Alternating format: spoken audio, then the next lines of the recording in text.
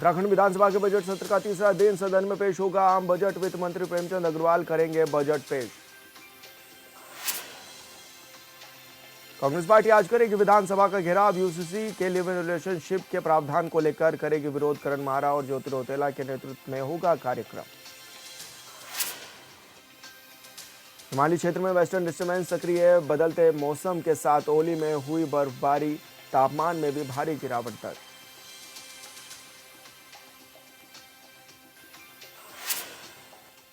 नमस्कार, hornbill TV देख रहे हैं आप। मैं हूं आपके साथ विशाल गर्ग। खबरों की शुरुआत करेंगे बड़ी खबर से। उत्तराखंड विधानसभा के बजट सत्र का तीसरा दिन आज प्रदेशवासियों के लिए आज का दिन होगा काफी अहम। सदन में पेश होगा सरकार का आम बजट। वित्त मंत्री प्रेमचंद अग्रवाल पेश करेंगे बजट 2025। दोपहर 12:30 बजे सदन में पेश होगा बजट। इस बार 1 लाख करोड़ रुपए तक का बजट हो सकता है पेश। तो बड़ी खबर आपको बता रहे हैं, जहां पर इस बार सदन में बजट पेश होगा और आज 12:30 बजे बजट पेश हो सकता है। और ऐसे में तैयारियां तेज भी हो चली हैं। यह भी बताया जा रहा है कि वित्त मंत्री प्रेमचंद अग्रवाल बजट पेश करेंगे और इस दौरान उनके साथ तमाम मंत्री भी मौजूद रहेंगे, साथ ही मुख्यमंत्री भी इस दौरान मौजूद रहेंगे।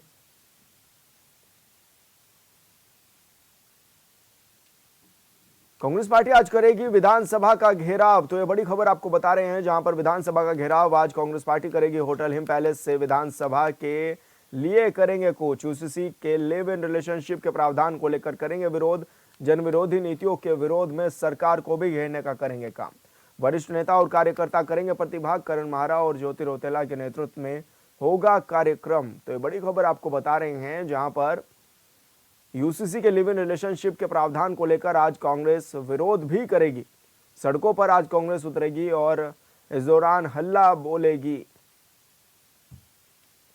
राज्य सरकार के खिलाफ प्रदर्शन करेगी। साथ ही यूसीसी के प्रावधानों को लेकर भी आज प्रदर्शन करने जा रही है कांग्रेस। देवभूमि उत्तराखंड में अब बाहर किसी भी व्यक्ति के लिए जमीन खरीदना आसान नहीं होगा, क्योंकि राज्य सरकार ने लंबे समय के बाद की जा रही सशक्त भू कानून पर सहमति जता दी है। सीएम धामी की अध्यक्षता में हुई कैबिनेट मीटिंग में सीएम धामी ने भू कानून की मंजूरी और एक्स पर पोस्ट कर इसे ऐतिहासिक बताया है। सीएम ने पहले ही साफ कर दिया था कि जनभावनाओं के अनुरूप सरकार काम कर रही है, लिहाजा जनभावनाओं को देखते हुए ही ये फैसला लिया गया है। इसे लेकर कांग्रेस सहित कई संगठन लगातार आवाज भी उठा रहे थे और अब सरकार ने फैसला ले लिया है, तो विपक्ष की भूमिका क्या होगी, ये बड़ा सवाल है।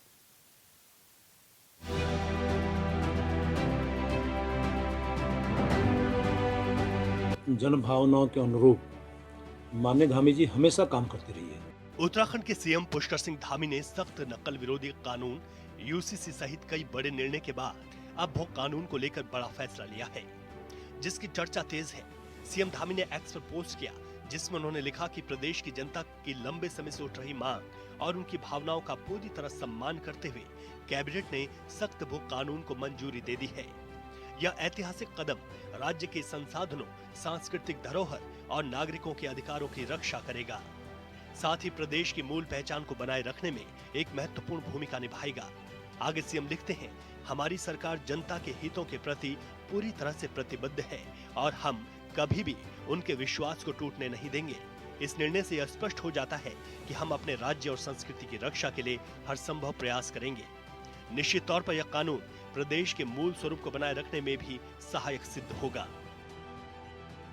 देखिए, निश्चित रूप से जनभावनाओं के अनुरूप माननीय धामी जी हमेशा काम करते रही है। किसी भी विषय को आप उठा लें, माननीय धामी साहब का भी सोच ये है कि हम उत्तराखंड और उत्तराखंड वासियों के लिए हम अच्छा काम करें। तो भू अध्यादेश के बारे में भी जिस प्रकार से माननीय मुख्यमंत्री जी ने पहले ही कहा था कि हम आगामी सत्र, यानी जो अभी सत्र चला, उसमें सख्त भू कानून लाने का काम करेंगे और जिसको आज माननीय मंत्रिमंडल द्वारा पारित कर दिया गया है।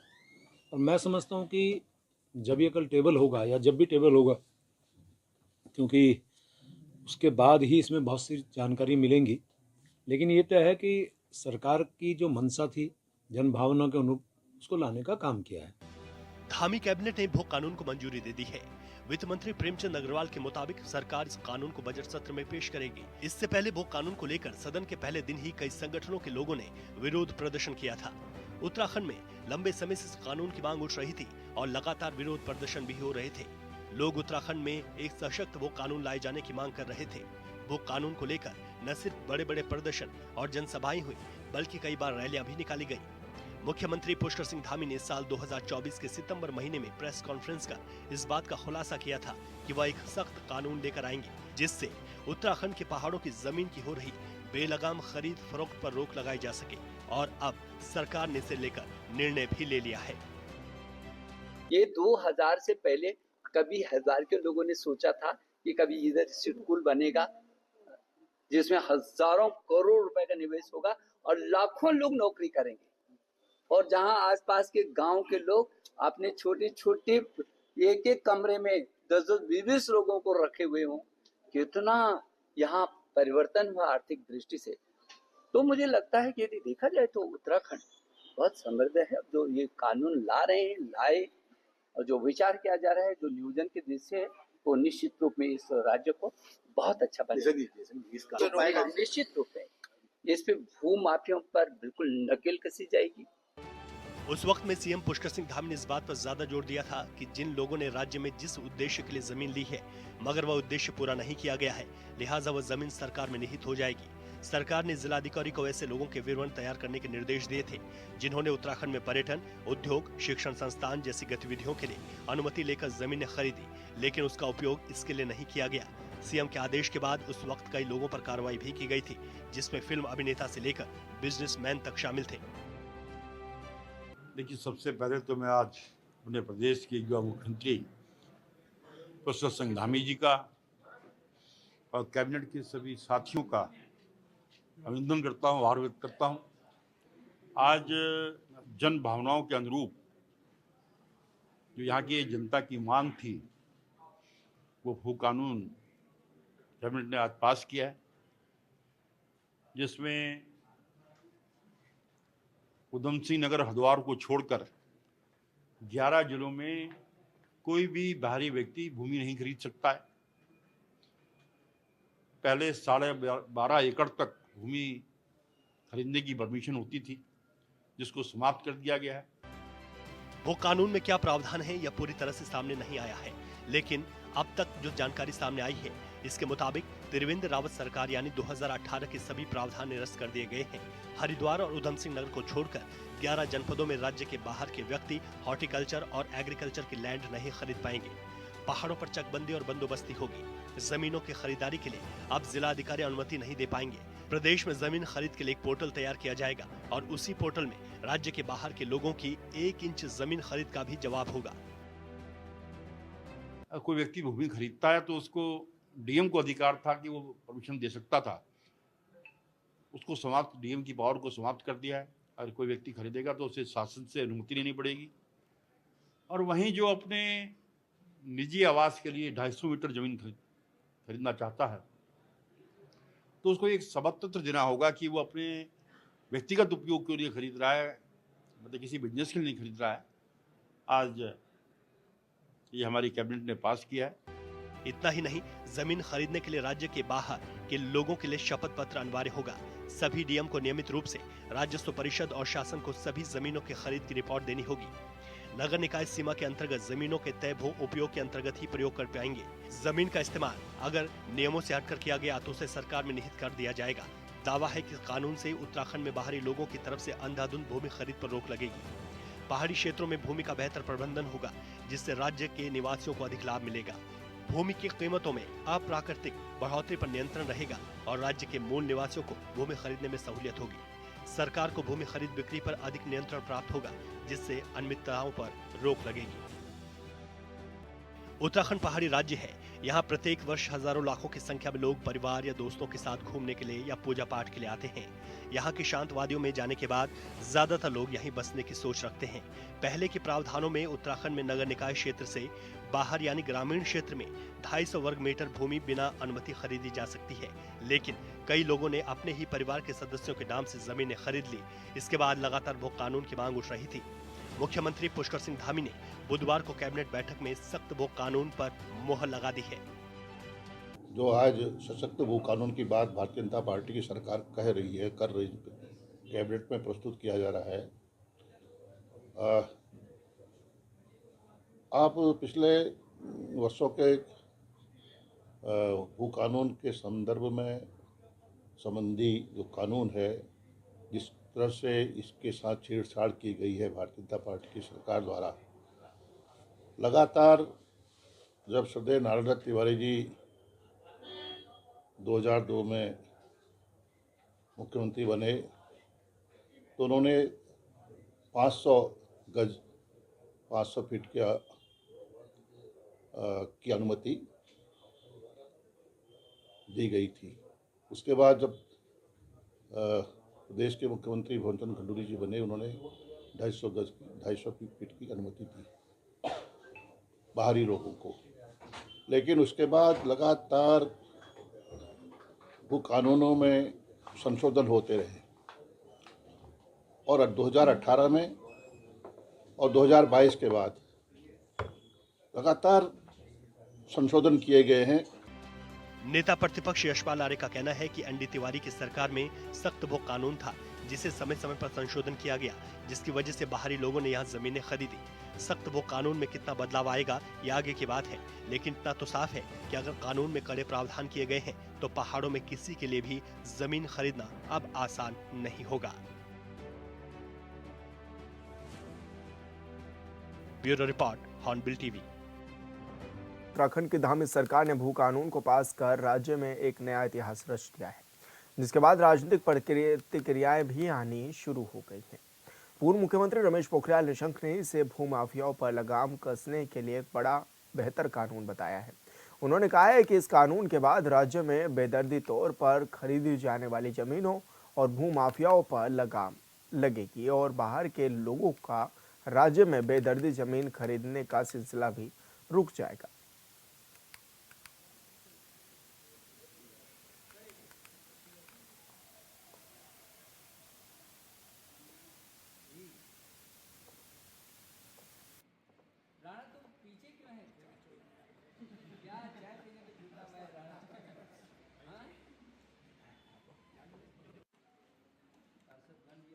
मुझे लगता है कि बहुत लंबे समय से लोगों की ये मांग भी थी और ये जो उत्तराखंड में वो कानून के लिए लोगों का मन था वो स्वाभाविक भी था, क्योंकि हमारे पास उत्तराखंड का जो राज्य है वो लगभग 70% वनाच्छादित क्षेत्र है, या क्या आरक्षित वन है या संरक्षित वन है।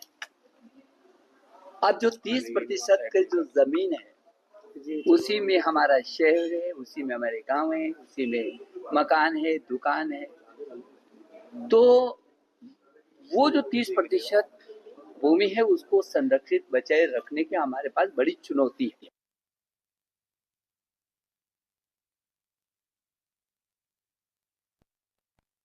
गणपति के निर्देश पर चंपावत के थाना में लगातार अब कार्रवाई होती हुई भी नजर आ रही है। ऐसे में पुलिस प्रशासन ने कमर भी कस ली है और सभी लोगों को जागरूक करने के लिए बाइक रैली भी निकाली गई है। इस दौरान क्षेत्र में पढ़ने वाले सभी स्कूलों, कॉलेजों और मुख्य बाजारों क्षेत्रों में छात्र छात्राओं और स्थानीय लोगों को मादक पदार्थ के दुष्प्रभावों के बारे में भी जानकारियां दी गई हैं।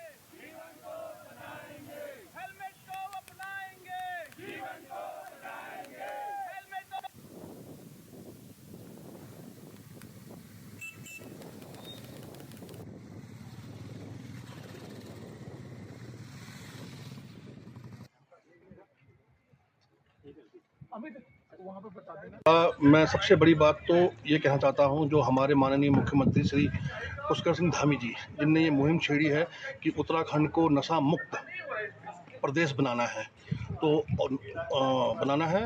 हमने भी सोचा क्यों ना हम अपने तरफ से एक रोड सेफ्टी और नशे के बारे में खिलाफ, मतलब युवाओं को, स्कूल के बच्चों को जागरूक करें कि ये किस तरीके से कितना खतरनाक हो सकता है। तो इसी तरीके से हमारे सबसे ज़्यादा और धन्यवाद देना चाहता हूँ मैं हमारे चंपावत के पुलिस, हमारे एसपी साहब अजय गणपति जी का, जिनके सहयोग से आज हम इस कार्य को पूरा कर पाए हैं। ये रैली जो है ये ना कोई पॉलिटिकल पार्टी की साइड से, ना कोई संस्था के साइड से, ना कोई कंपनी के साइड से, ये इंसान के साइड से। हम भी तो अलग अलग जगह से आया कि मैं मैक्सटन स्ट्रॉन्ग स्कूल बनबसे से आया हूँ और हमारी विज़न, हमारी सपना इज़ द सेम जो हमारे श्री पुष्कर सिंह धामी जी, हमारे उत्तराखंड के सीएम की विज़न है कि ड्रग फ्री उत्तराखंड, और वो विज़न कभी कंप्लीट नहीं होगा जब तक हम एक साथ रहते हैं। पौड़ी जिले में 123 परीक्षा केंद्र बनाए गए हैं। 13,585 छात्र छात्राएं परीक्षा देंगे। हाई स्कूल और इंटरमीडिएट परीक्षा को नकल विहीन और सुचारू रूप से संचालित करने के लिए जिलाधिकारी डॉक्टर आशीष चौहान ने जीआईसी पौड़ी में शिक्षा विभाग के अधिकारियों के साथ बैठक की है। उन्होंने अधिकारियों को निर्देशित किया है कि परीक्षाओं का आयोजन शांतिपूर्ण तरीके से किया जाए और बच्चों के भविष्य के साथ किसी भी प्रकार का खिलवाड़ नहीं होने पाए।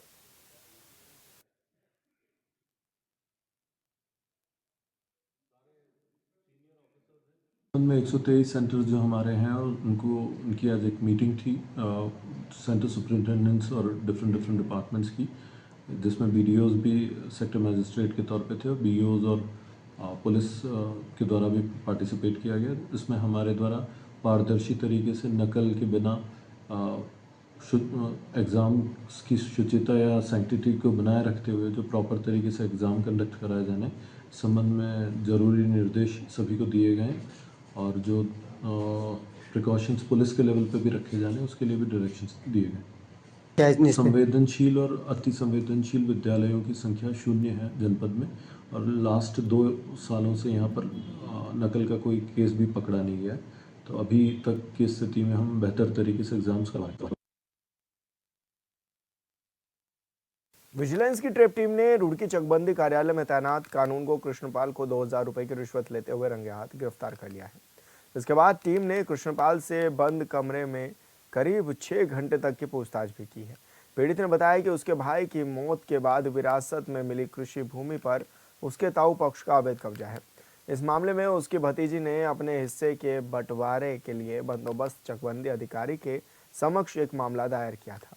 आरोप है कि पहले ही कानूनगो कृष्णपाल ने इस फाइल में रिपोर्ट लगाने के लिए 4,000 रुपए की रिश्वत ली थी और फिर बाद में फाइल को चकबंदी अधिकारी को भेजने के एवज में 2,000 रुपए और मांगे थे।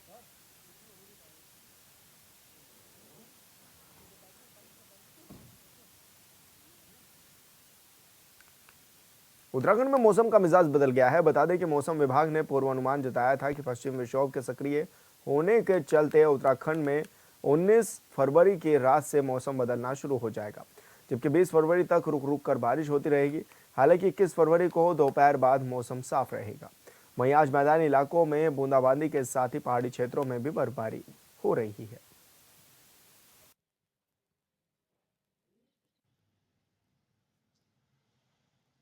पश्चिमी विक्षोभ उत्तराखंड के मौसम को 19 और 20 तारीख को प्रभावित कर सकता है, जिसके चलते जो पीक एक्टिविटी 19 की रात से लेकर के 20 तारीख और थोड़ी बहुत 21 तारीख तक मिलने की संभावना है।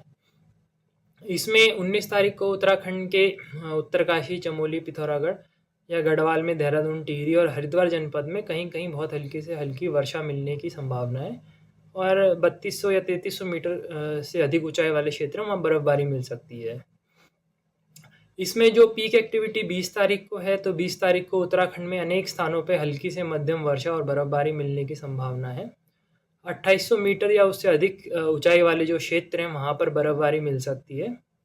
साथ ही जो उत्तराखंड के जनपद हैं जैसे देहरादून, टिहरी, हरिद्वार, पौड़ी, नैनीताल, चंपावत या उधम सिंह नगर जनपद है, वहाँ पर कहीं कहीं गर्जन के साथ वर्षा, आकाशीय बिजली चमकने और ओला।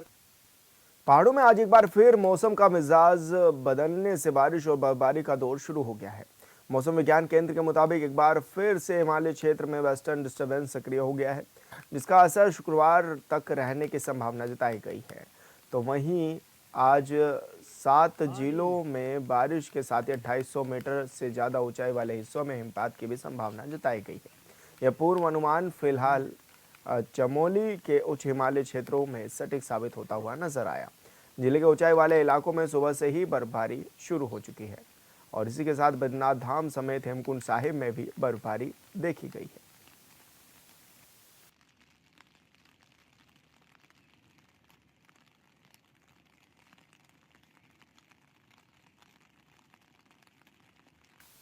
उत्तराखंड में मौसम ने करवट ले ली है। मैदानी इलाकों में बारिश के बाद पहाड़ी क्षेत्रों में मौसम ने एक बार फिर से यू टर्न ले लिया है।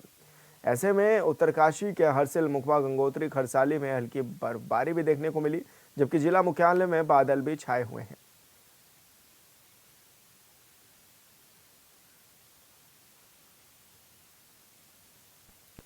और फिलहाल इस बुलेटिन में इतना ही। आप देखते रहिए हॉर्नबिल टीवी। नमस्कार।